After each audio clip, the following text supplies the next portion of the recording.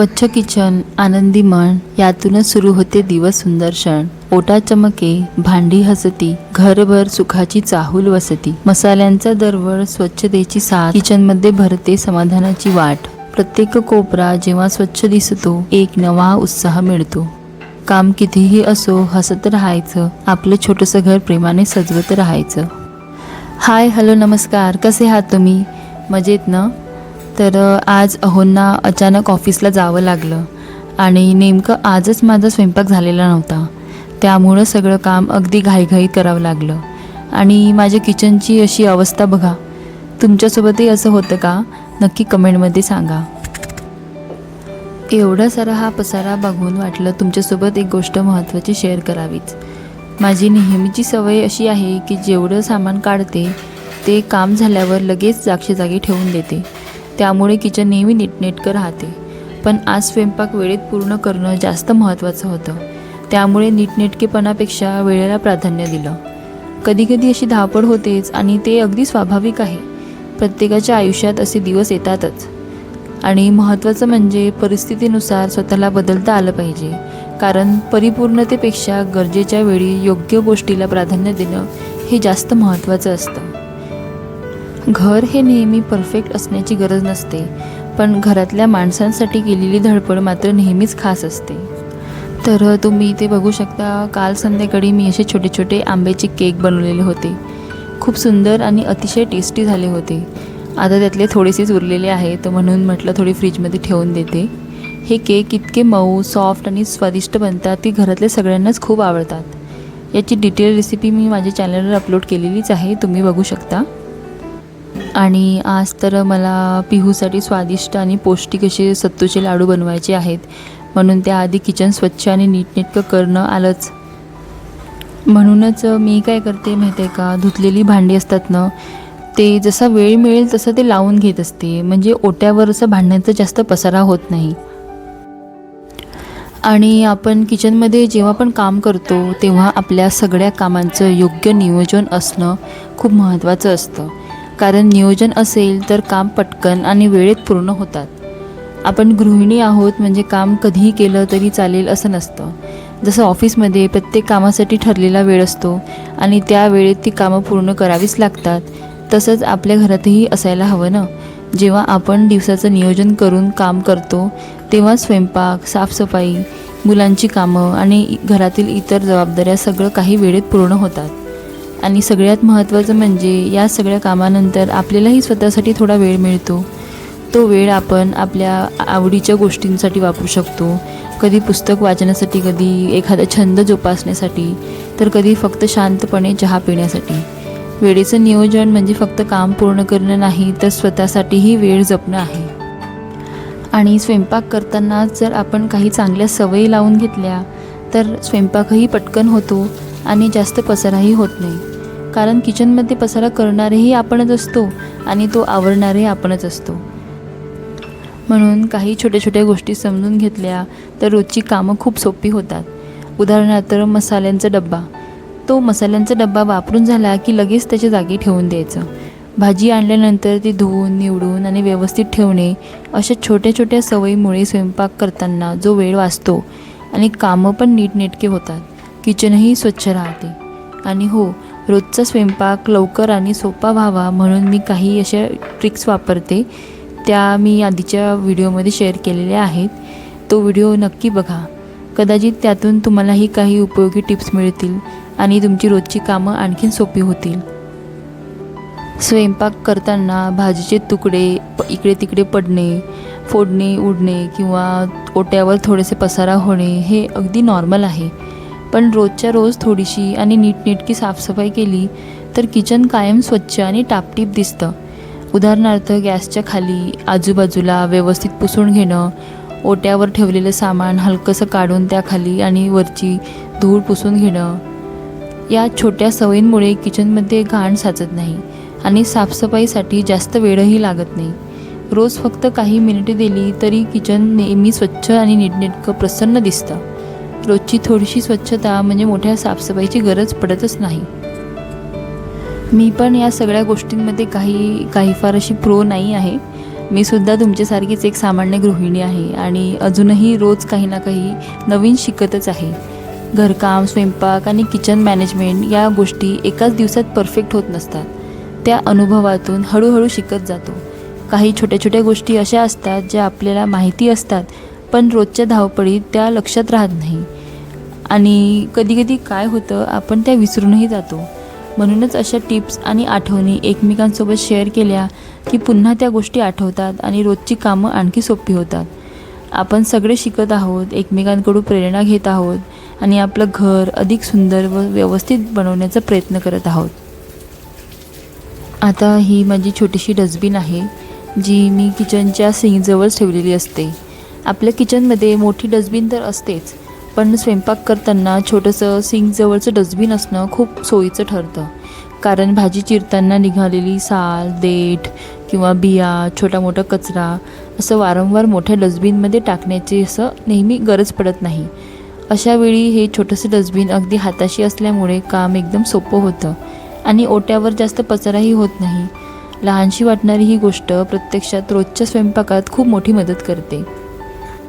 तसेच भांडी घासून झाल्यावर किचनच्या सिंक आणि नळसुद्धा स्वच्छ घासून घेतले तर संपूर्ण सिंक एरिया हा नेहमी स्वच्छ आणि चमकदार दिसतो. आपण कितीही काळजी घेतली तरी पाण्याचे डाग, साबणाचे थर आणि हार्ड वॉटरमुळे थोडीफार घाण साचतच राहते. हे अगदी नॉर्मल आहे.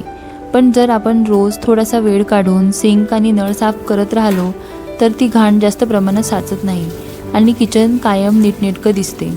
फक्त काही मिनिटाची ही सवय पूर्ण किचनच्या लूकमध्ये खूप मोठा फरक घडवते. कारण चमकदार सिंक आणि स्वच्छ नळ हे स्वच्छ किचनच सर्वात महत्त्वाचं आकर्षण असतं.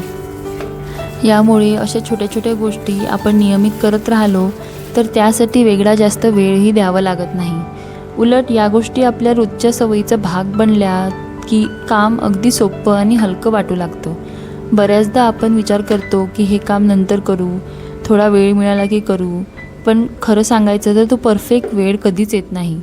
म्हणूनच जेव्हा थोडा वेळ मिळेल, जसं जमेल तसं किंवा रोजच्या कामांमध्ये जर या छोट्या सवयी समाविष्ट केल्या तर घर नेहमी स्वच्छ आणि व्यवस्थित राहू लागतं.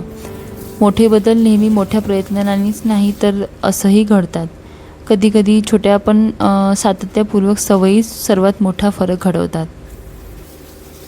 तसं जर आपण आठवड्यातून एकदा किंवा महिन्यातून 2दा असं किचनची डीप क्लिनिंग करतच राहतो, पण रोजच्या रोज थोडीशी नीटनेटकी साफसफाई करत राहिलो तर घाण जास्त प्रमाणात साचत नाही आणि पसाराही वाढत नाही. यामुळे डीप क्लिनिंग करतानाही खूप मेहनत घ्यावी लागत नाही, कारण किचन आधीपासूनच बरंच स्वच्छ आणि व्यवस्थित असतं. फक्त काही मिनिटं रोज दिली तर किचन कायम टापटीप आणि स्वच्छ आणि प्रसन्न दिसतं. आता ऊन इतकं तापत आहे की त्यामुळे या दिवसांमध्ये शरीराला थंड ठेवणारे आणि पोषण देणारे पदार्थ आपल्या आहारात आवर्जून असायलाच हवेत. या ऋतूमध्ये मिळणारी सीझनल फळं, नैसर्गिक आणि पौष्टिक पदार्थ आपल्या शरीरासाठी खूप फायदेशीर ठरतात. ते शरीराला आवश्यक पोषण देतात आणि आपली इम्युनिटी मजबूत होण्यास खूप मदत करतात. म्हणून उन्हाळ्यात अशा पौष्टिक गोष्टी नियमित खाणं खूप महत्त्वाचं आहे. त्यांपैकी एक अतिशय उत्तम पदार्थ म्हणजे सत्तू. सत्तू हा शरीरासाठी अत्यंत पौष्टिक आणि थंडावा देणारा पदार्थ मानला जातो. विशेषतः उन्हाळ्यात तो शरीराला ऊर्जा देण्यास आणि फ्रेश ठेवण्यात खूप मदत करतो.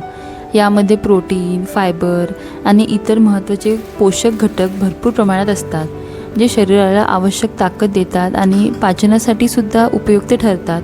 म्हणूनच माझ्या छोट्याशा पिहूसाठी मी सत्तूचे असे पौष्टिक लाडू बनवणार आहे. कालच मी सत्तूच्या लाडूची एक अशी रील बघितलेली होती आणि ती पाहताच वाटलं की हे नक्की करून बघायलाच हवं. विशेषतः लहान मुलांसाठी असे हेल्दी स्नॅक्स बनवणं खूप गरजेचं असतं, खास करून उन्हाळ्यामध्ये तर बिलकुलच महत्त्वाचं.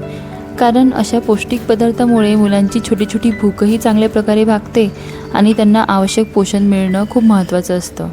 नाहीतर अनेकदा मुलं सतत काहीतरी जंक फूड खाण्यामागे वळतात आणि त्यामुळे त्यांची भूकसुद्धा कमी होते आणि मग त्यांचं व्यवस्थित जेवणही होत नाही. अशा सवयींचा परिणाम त्यांच्या वाढीवर आणि एकूण आरोग्यावर होत असतो. म्हणूनच शक्य तितक्या वेळा घरच्या घरी बनवलेले हेल्दी आणि पौष्टिक स्नॅक्स मुलांना देणं हे खूप चांगला पर्याय आहे. आणि सत्तूचे लाडू हे त्यासाठी एक अतिशय उत्तम आणि पौष्टिक चविष्ट पर्याय आहे. सगळ्यात चांगली गोष्ट म्हणजे तुम्ही हे लाडू तुमच्या पद्धतीने तुमच्या चवीनुसार सहजच बनवून घेऊ शकता. मुलांच्या वयानुसार त्यात लागणारे पदार्थ कमी जास्त करू शकता. गोडपणा तुमच्या आवडीनुसार ठेवू शकता. मी या लाडूंमध्ये साखरऐवजी गुळाचा वापर करणार आहे, म्हणून हे लाडू आणखी पौष्टिक आणि हेल्दी बनतात. गुळामुळे नैसर्गिक गोडवा मिळतो आणि त्यासोबत काही महत्त्वाचे न्यूट्रियंटसुद्धा शरीराला मिळतात. हे लाडू फक्त मुलांसाठीच नाही तर आपणही कधीकधी स्नॅक्स म्हणून खाऊ शकतो. विशेषतः जेव्हा काहीतरी गोड खायची इच्छा होते तेव्हा असा घरगुती आणि पौष्टिक पर्याय खूप चांगला ठरतो. उन्हाळ्यात शरीराला ऊर्जा देण्यासाठी आणि पोटभर समाधानकारक स्नॅक्स म्हणून हे लाडू अतिशय उत्तम आहेत. उन्हाळ्यामध्ये शरीराला थंड ठेवण्यासाठी आणि आवश्यक पोषण मिळण्यासाठी आपल्या आहारामध्ये अशा नैसर्गिक गोष्टी आवर्जून असायलाच हवेत. जसं सीझनल फळं, जसं आंबा, कलिंगड, खरबूज, पपई आणि केळी ही शरीराला ऊर्जा देतात आणि हायड्रेटेडसुद्धा ठेवण्यास मदत करतात. दही, ताक, लस्सी यांसारखे पदार्थ पचनासाठी चांगले असतात आणि शरीराला थंडावा देतात. तसेच भिजवलेले मनुके, बदाम, खजूर आणि अंजीर हे नैसर्गिक ऊर्जा देणारे आणि पोषक घटकांनी भरपूर असलेले पदार्थ आहेत. सत्तू, रागी आणि ओट्स यांसारखे पदार्थ प्रोटीन, फायबर आणि इतर महत्त्वाच्या पोषक घटकांनी समृद्ध असतात. लहान मुलांसाठी घरच्या घरी असे बनवलेले लड्डू, स्मूदी किंवा मिल्कशेक किंवा फ्रूट बाउल असे हेल्दी स्नॅक्सचे असे उत्तम पर्याय करून दाखवले तर त्यांनासुद्धा इंटरेस्ट येतो खाण्याचा.